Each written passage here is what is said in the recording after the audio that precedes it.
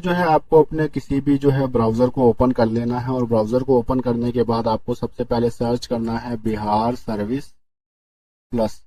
जैसे ही आप Bihar service plus लिख करके इंटर प्रेस करते हैं, आपके सामने जो सबसे फर्स्ट वेबसाइट ओपन होकर के आएगी, जिसका लिंक है serviceonline.bihar.gov.in। इस वेबसाइट के ऊपर क्लिक कर देना है। इस पर्टिकुलर वेबसाइट का लिंक जो है मैं आपको अपने डिस्क्रिप्शन बॉक्स में भी दे दूंगा। आप इजीली जो है वहां से जो है इस वेबसाइट के ऊपर क्लिक करके आ सकते हैं।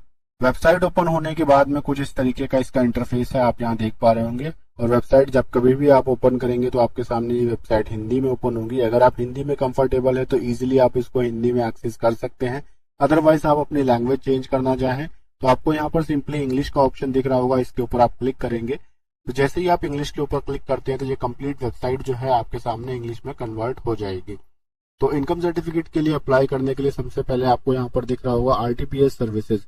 आपको आरटीपीएस सर्विसेज के नीचे दिख रहा होगा जनरल एडमिनिस्ट्रेशन डिपार्टमेंट। आपको इसके ऊपर क्लिक करना है और इसके ऊपर जैसे ही आप क्लिक करते हैं तो यहाँ पर आपको दिख रहा होगा issuance of residential certificate, issuance of caste certificate और उसके नीचे आपको दिख रहा होगा इश्यूएंस ऑफ इनकम सर्टिफिकेट। तो जो है हम इनकम सर्टिफिकेट के लिए अप्लाई करने जा रहे हैं तो सिंपली हमें जो है इश्यूएंस ऑफ इनकम सर्टिफिकेट के ऊपर क्लिक कर देना है।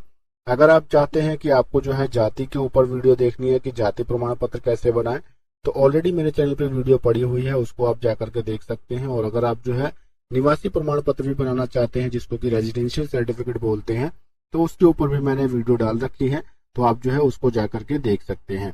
तो फिलहाल जो है हम इनकम सर्टिफिकेट अप्लाई करने जा रहे हैं, तो सिंपली आपको इसके ऊपर क्लिक करना है। और जैसे ही आप इसके ऊपर क्लिक करते हैं तो आपको यहाँ पर 3 ऑप्शन शो होंगे, block level, sub division level और डिस्ट्रिक्ट लेवल। तो हमारा जो है ब्लॉक लेवल पे अप्लाई होना है, तो सिंपली हम ब्लॉक लेवल को चूज करते हैं।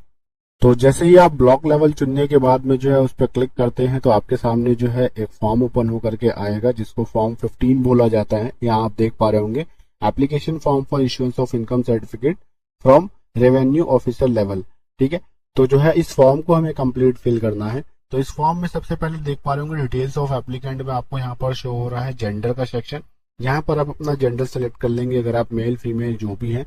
अगर आप जो है मेल है उस कंडीशन में आप चाहते हैं कोई सैल्यूटेशन लगाना, तो यहाँ पर आपको जो है जैसे आप मेल सेलेक्ट करते हैं तो आपको सैल्यूटेशन दिखता है श्री का। ठीक है, तो सिंपली आप कोई सैल्यूटेशन लगाना चाहते हैं तो श्री सेलेक्ट कर सकते हैं। अगर आप नहीं लगाना चाहते हैं तो आप जो है कोई अभिवादन नहीं के ऊपर क्लिक रहने देंगे। उसके बाद जो है आपको अपना नाम डालना है एप्लीकेंट नेम के अंदर में, और वो जो भी आप यहाँ पर नाम डालेंगे वो आपका नाम जो है यहाँ पर हिंदी में आ जाएगा। फॉर एग्जाम्पल जैसे मैं अपना नाम यहाँ पर डालता हूँ शहबाज, उसके बाद जो है मुझे लिखना है अंसारी। आपको नाम डालने के बाद में स्पेस प्रेस जरूर करना है, तभी जो है आपका ये जो भी आप नाम एंटर करेंगे वो हिंदी में कन्वर्ट होगा। ठीक है, तो यहाँ पर एक चीज और मैं आपको इम्पोर्टेंट बता दूं, जैसे मैंने यहाँ पर अपना नाम लिखा शहबाज अंसारी, तो इजीली जो है ये इंग्लिश में कन्वर्ट हो गया। लेकिन कोई नाम ऐसा है जो कि आप इंग्लिश में लिखते हैं लेकिन वो हिंदी में एज इट इज कन्वर्ट नहीं होता है, तो उस सिचुएशन में आपको क्या करना है उसका एग्जाम्पल जैसे मैं दे देता हूँ। जैसे मान के चलो मैं हमारे जो है इस्लामिक रिलीजन में हम मोहम्मद कई तरीके से लिखते हैं, जैसे कुछ लोग लिखते हैं एमडी। अब जैसे मैं देखिए एमडी लिख रहा हूँ तो यहाँ पर मेरे सामने सिर्फ मद लिख करके आ रहा है ना। इसको एक बार मैं फिर से प्रॉपर डिलीट कर देता हूँ। ठीक है, आपको दिखाता हूँ। जैसे मैंने एमडी लिखा तो सिर्फ ये मद लिख करके आ रहा है, लेकिन हमारे में होता है एमडी का मतलब मोहम्मद, और कुछ लोग मोहम्मद जो है इस तरीके से भी लिखते हैं MOHD। ठीक है, तो आप देख रहे होंगे MOHD लिखा मैंने, ये हो गया मोहद। और जो है अगर अब मैं MOHAMMAD मैंने पूरा मोहम्मद लिखा तो आप यहाँ देख पा रहे होंगे पूरा मोहम्मद आ गया। लेकिन अगर इस पूरे मोहम्मद को मैं यहाँ से डिलीट करूंगा तो यहाँ से भी जो है मेरे हिंदी वाले सेक्शन से भी वो नाम डिलीट हो जाता है। तो इन दैट सिनेरियो आपको क्या करना है, अगर आप जो है किसी भी रिलीजन से बिलोंग करते हैं, आपका कोई ऐसा नाम है जो आप इंग्लिश में टाइप कर रहे हो लेकिन वो हिंदी में एज इट इज नहीं आ रहा है, तो उस कंडीशन में आपको क्या करना है मैं आपको दिखा देता हूँ। जैसे मैंने लिखा MD स्पेस प्रेस किया, यहाँ पर जो है वो मोहम्मद नहीं आया, तो यहाँ पर आपको क्लिक करना है हिंदी वाले सेक्शन में, इस नाम को सेलेक्ट करना है और यहाँ से उसको बैक स्पेस दबा करके या डिलीट दबा करके आपको डिलीट कर देना है। और सिंपली जो है अब आपको यहाँ पर जैसा आप चाहते हैं हिंदी में उस टाइप से आपको टाइप करना है। जैसे मैं मोहम्मद चाहता हूँ MOHAMMAD मैंने लिखा, स्पेस प्रेस किया, आप यहाँ देख पा रहे होंगे मोहम्मद प्रॉपर आ गया। ठीक है, तो इस तरीके से जो है आपको टाइप करना है। अब आप मोहम्मद के आगे और कुछ लिखना चाहे, फॉर एग्जाम्पल मैं लिखता हूँ अपना नाम शहबाज लिखा। ठीक है, आप देख पा रहे होंगे मोहम्मद शहबाज मेरे सामने आ गया। तो इस तरीके से जो है आप उन एरर डिफिकल्टीज को आप ठीक कर सकते हैं। ये दरअसल फॉर्म का एक क्या नाम कहते हैं, आप पैटर्न समझ लो। आप जो भी फॉर्म को कमांड दोगे इंग्लिश में, वो उसको एज इट इज ही समझ करके ट्रांसलेट करेगा, क्योंकि इंग्लिश टू हिंदी ट्रांसलेटर लगा हुआ है इस फॉर्म के अंदर। वो ये नहीं समझता है कि एमडी मतलब मोहम्मद होता है या एमओएसडी मतलब मोहम्मद होता है। उसके लिए जो है आप जैसा भी टाइप करोगे उसको जो है सिंपली वो हिंदी में ट्रांसलेट करता है। तो इस तरीके से जो है मैंने आपको बता दिया। अगर आपको कोई ऐसा इशू आता है तो जो है आप सिंपली हिंदी वाले सेक्शन में आकर के उसको कंप्लीट टाइप करेंगे और स्पेस को प्रेस करेंगे तो जो है वो आपका इशू रिजॉल्व हो जाएगा। तो इस तरीके से जो है सिंपली आपको आपका फॉर्म जो है पूरा फिल कर लेना है। जैसे कि नेम ऑफ फादर में आप अपने फादर का नाम देंगे, उसके बाद जो है आप नेम ऑफ मदर में आपकी मदर का नाम देंगे, और नीचे आपको दिख रहा होगा नेम ऑफ हस्बैंड का सेक्शन। ये वाला सेक्शन सिर्फ उन्हीं लोगों के लिए है जो कि फीमेल है। अगर आप फीमेल वाला फॉर्म भर रहे हैं तो आप जो है स्त्री वाले सेक्शन में ऑलरेडी सेलेक्ट कर चुके होंगे, और आपको जो है नेम ऑफ हस्बैंड में आपके हस्बैंड का नाम डालना है। उसके बाद जो है आपको यहाँ पर शो हो रहा होगा मोबाइल नंबर ऑफ एप्लीकेंट, तो आपको यहाँ पर आपका मोबाइल नंबर एंटर कर देना है। उसके बाद जो है आपको आपकी ईमेल आईडी का सेक्शन यहाँ शो हो रहा होगा, ईमेल ऑफ एप्लीकेंट, आप अपनी ईमेल एड्रेस डाल देंगे।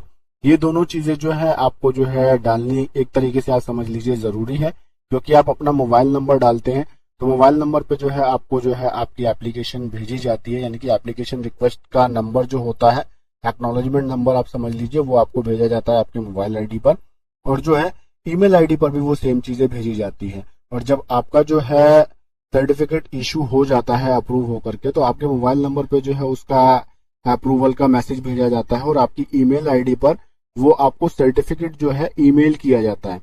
तो इस चीज के लिए जो है आपको ये डालना बहुत ज्यादा जरूरी हो जाता है। तो सिंपली हम फॉर्म को नीचे स्क्रॉल करके आएंगे। यहाँ पर आप देख पा रहे होंगे एड्रेस वाला सेक्शन है हमारे सामने। एड्रेस वाले सेक्शन में आपको सिंपली स्टेट में आपका स्टेट सेलेक्ट कर लेना है और डिस्ट्रिक्ट में आप अपना डिस्ट्रिक्ट डाल देंगे, और उसके बाद जो भी आपका सब डिवीजन पड़ता है उसको इंटर करेंगे। आफ्टर दैट जो है जैसे कि हम ब्लॉक लेवल पे अप्लाई कर रहे हैं तो आपको आपका ब्लॉक सेलेक्ट करना है, एंड उसके बाद जो है टाइप ऑफ लोकल बॉडी, जिसको जो है हम स्थानीय निकाय का प्रकार भी बोलते हैं, तो जो है उसको आप सेलेक्ट करेंगे कि आप जो है विलेज पंचायत यानी कि ग्राम पंचायत से बिलोंग करते हैं, या आप नगर निगम से बिलोंग करते हैं, या नगर परिषद से, या फिर नगर पंचायत से। तो जो कुछ भी आपका जो है स्थानीय निकाय का प्रकार हो यानी कि टाइप ऑफ लोकल बॉडी हो, उसको आप सेलेक्ट करेंगे। उसके बाद जो है नेक्स्ट ऑप्शन आपके सामने आपको दिख रहा होगा वार्ड नंबर डालने का, आप अपना वार्ड नंबर डालेंगे। उसके बाद आप अपना जो है गांव या मोहल्ले का नाम यहाँ पर एंटर करेंगे, और उसके बाद जो है आपका जो डाकघर यानी कि पोस्ट ऑफिस जो आपका पड़ता है वो डालेंगे। एंड आफ्टर दैट जो है आपको आपका यहाँ पर पुलिस स्टेशन सेलेक्ट करना है, एंड उसके बाद आप अपना यहाँ पर एरिया का पिन कोड एंटर कर लेंगे। और आगे आप ऑप्शन देख पा रहे होंगे आवेदक का फोटो यानी कि फोटो ऑफ एप्लीकेंट, यानी कि आपको जो है आपका फोटोग्राफ यहाँ पर अपलोड कर लेना है। और फोटोग्राफ अपलोड करने की जो है कंडीशन वो ये है कि आपको जो है जेपीजी या पीएनजी में जो है फोटो अपलोड करनी है, और वो फोटो आपकी जो है वो 20 KB से ऊपर होनी चाहिए। और उसके बाद जो है आपको आपका आधार नंबर यहाँ पर आप देख पा रहे होंगे, डालना चाहे तो आप डाल सकते हैं।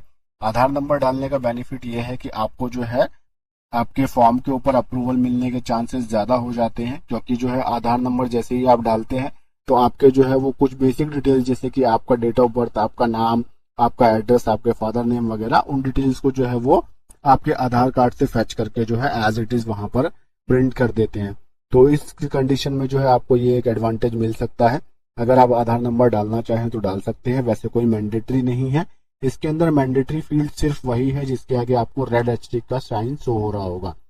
तो उसके बाद जो है आपको फॉर्म को स्क्रॉल करके नीचे आना है। आप यहाँ पे अदर ऑप्शन देख पा रहे होंगे जिसमें कि आपको आपका जो है प्रोफेशन डालना है कि आपका पेशा क्या है। आप इसके ऊपर जैसे ही क्लिक करेंगे तो यहाँ पर जो है आपको काफी सारे प्रोफेशन शो हो जाएंगे।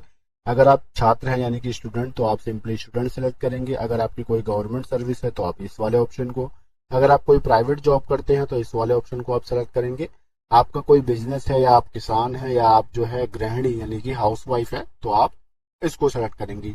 तो आप अपने हिसाब से आपका प्रोफेशन सेलेक्ट कर लेंगे। उसके बाद जो है आपका पर्पज ऑफ एप्लीकेशन आपको यहाँ पर डालना है कि आप किस लिए इस एप्लीकेशन को अप्लाई कर रहे हैं। तो मोस्टली जो भी आपका पर्पज हो, फॉर एग्जांपल जो है आप किसी गवर्नमेंट एग्जाम के फॉर्म को भरने के लिए इस एप्लीकेशन को डाल रहे हैं, या फिर आपको आपका राशन कार्ड बनाना है उस लिए डाल रहे हैं, या फिर आपको जो है बैंक में रिक्वायर्ड है इस फॉर्म का। तो जो कुछ भी आपका पर्पज हो उसको जो है आप यहाँ पर टाइप कर देंगे। उसके बाद जो है आपको यहाँ पर इनकम आपकी डालनी है, और इनकम में जो है आपको बहुत जरूरी चीजें मैं आपको बता दूं जैसे कि यहाँ पर आप देख पा रहे होंगे इनकम फ्रॉम गवर्नमेंट सर्विस। आपकी अगर गवर्नमेंट सर्विस नहीं है तो आपको सिंपली यहाँ पर 0 प्रेस करना है। आपको ये देख करके नहीं घबराना है कि भाई मैं तो गवर्नमेंट जॉब करता ही नहीं हूँ, तो यहाँ पर मैं जो है इनकम कैसे डालूं। और इनकम फ्रॉम एग्रीकल्चर, यानी कि आपकी जो कृषि से आय, अगर आप किसान नहीं है तो आपकी कृषि से आय कैसे होगी, तो उस सिचुएशन में भी आपको यहाँ पर 0 प्रेस करना है। और उसके बाद जो है अगर आपका कोई बिजनेस है तो आप बिजनेस की इनकम डाल सकते हैं। अगर आपका बिजनेस भी नहीं है तो जो है उस सिचुएशन में भी आपको यहाँ पर 0 प्रेस करना है। एंड आफ्टर दैट इनकम अन्य स्रोतों से, यानी कि income from other sources. Income from other sources में आपका क्या आ जाएगा, आपकी कोई प्राइवेट जॉब, उसके बाद जो है आपका कोई और तरीके से जो है आप अर्न करते हैं तो वो आप डाल सकते हैं। फॉर एग्जांपल जो है आप सेल्फ स्टिचिंग करते हैं, आप जो है स्टिचिंग करते हैं, तो उस तरीके से अगर आपकी अर्निंग है तो वो आपका अन्य सोर्सेज में आ जाता है, यानी कि अदर सोर्सेज में आ सकता है। तो जो भी आपकी इनकम हो, फॉर एग्जांपल यहाँ पर मैं डालता हूँ 1 लाख के आसपास। जैसे ही मैं 1 लाख डालता हूँ और यहाँ पे मैं क्लिक करूंगा तो आप यहाँ देख पा रहे होंगे टोटल इनकम में मेरा जो है वो आ जाएगा। ठीक है, तो इस तरीके से जो है आप इस फॉर्म को फिल करते हुए आगे बढ़ेंगे। उसके बाद जो है नेक्स्ट ऑप्शन आप यहाँ देख पा रहे होंगे सेल्फ डिक्लेरेशन आपको शो हो रहा है। सेल्फ डिक्लेरेशन में आपकी जो है तमाम इन्फॉर्मेशन आपको शो हो जाएगी, जो भी आपने डिटेल्स डाली होंगी, जिसमें कि आपका नाम, आपके फादर का नाम, आपकी मदर का नाम, आपका एड्रेस और आपकी तमाम जो है इनकम के सोर्सेज के आगे आपकी इनकम लिख करके उनका टोटल आपको शो हो जाएगा। तो ये एक डिक्लेरेशन है, इसको आप चेक कर लेंगे। उसके बाद जो है यहाँ पर एडिशनल डिटेल्स में जो है आपका जो ब्लॉक लेवल होगा, यानी कि जो आपका ब्लॉक ऑफिस होगा, यहाँ पर आपके ब्लॉक ऑफिस का एड्रेस आपको शो हो जाएगा। और यहाँ पर जो कैप्चा आप शो हो रहा है, इस कैप्चा को आपको यहाँ पर एंटर करना है। उसके बाद प्रोसीड के ऊपर आपको सिंपली क्लिक कर देना है। तो जैसे ही आप प्रोसीड के ऊपर क्लिक करते हैं तो आपके सामने कुछ इस तरीके का इंटरफेस शो होगा, जिसमें कि आपको ये बोला जाएगा कि आप जो है अपने ईमेल एड्रेस, मोबाइल नंबर और आपने जो भी फॉर्म भरा है उसको जो है एक बार से चेक कर लें, क्योंकि अगर उसमें कोई भी मिस्टेक होगी तो उसको जो है आप बाद में एडिट नहीं कर पाएंगे। और अगर आपको लगता है कि भाई आपका फॉर्म सही है तो आप सिंपली ओके के ऊपर क्लिक करेंगे। अदरवाइज जो है आप कैंसिल के ऊपर क्लिक करके अपने फॉर्म को एक बार रीचेक कर सकते हैं। और उसमें अगर आपको लगता है कि भाई आपने कोई मिस्टेक करी है और आपको उसको सुधारने की जरूरत है तो उसको आप एडिट भी कर सकते हैं।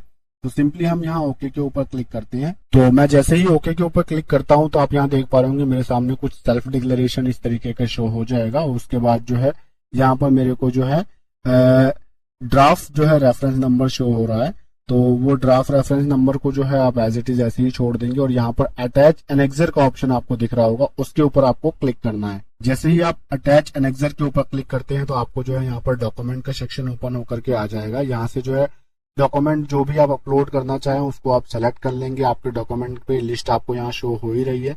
अगर आप आधार कार्ड अपलोड करना चाहते हैं या और कोई डॉक्यूमेंट, तो मेरे केस में मैंने आधार कार्ड सेलेक्ट किया है। और फॉर्मेट आप यहाँ देख सकते हैं, आप जो है जेपीजी, पीएनजी और पीडीएफ फाइल में इसको अपलोड कर सकते हैं, जो कि 2 MB तक की होनी चाहिए। तो हमने जो है यहाँ पर आधार कार्ड को सिलेक्ट किया है। अब हम जो है अपना सीधा चूज फाइल के ऊपर जाएंगे और वहां से जो है हमारे लोकेशन से अपने आधार कार्ड को जो है अपलोड कर देंगे। अपलोड करने के बाद सेव एनेक्सर के ऊपर आपको सिंपली क्लिक करना है। और जैसे ही आप सेव एनेक्सर के ऊपर क्लिक करते हैं तो आपको एक बार फाइनल सबमिशन से पहले इस तरीके से आपका फॉर्म शो होगा और इसको आपको वेरीफाई करके सिंपली सबमिट के ऊपर आपको जो है क्लिक कर देना है। और जैसे ही आप सबमिट के ऊपर क्लिक करेंगे तो आपके सामने जो है आपका एक्नॉलेजमेंट रिसीट ओपन होकर के आएगा, जो कि आपको कुछ इस तरीके की शो होगी। आप यहाँ देख पा रहे होंगे एक्नॉलेजमेंट लिख करके आ रहा है। और यहाँ पर जो है एक्नॉलेजमेंट रिसीट के अंदर में आपको जो है यहाँ पर आप देख पा रहे होंगे आवेदन संख्या। तो आवेदन संख्या वाले सेक्शन में आपको जो है आपका आवेदन संख्या दिखेगा, जिसके थ्रू जो है आप इस फॉर्म को ट्रैक कर सकते हैं कि भाई आपका फॉर्म जो है कहाँ तक पहुंचा, वो अप्रूव हुआ नहीं हुआ, उसको जो है फील्ड वेरिफिकेशन उसकी हुई नहीं हुई। तो इन तमाम चीजों को जो है आप वेरीफाई कर सकते हैं या ऑनलाइन चेक कर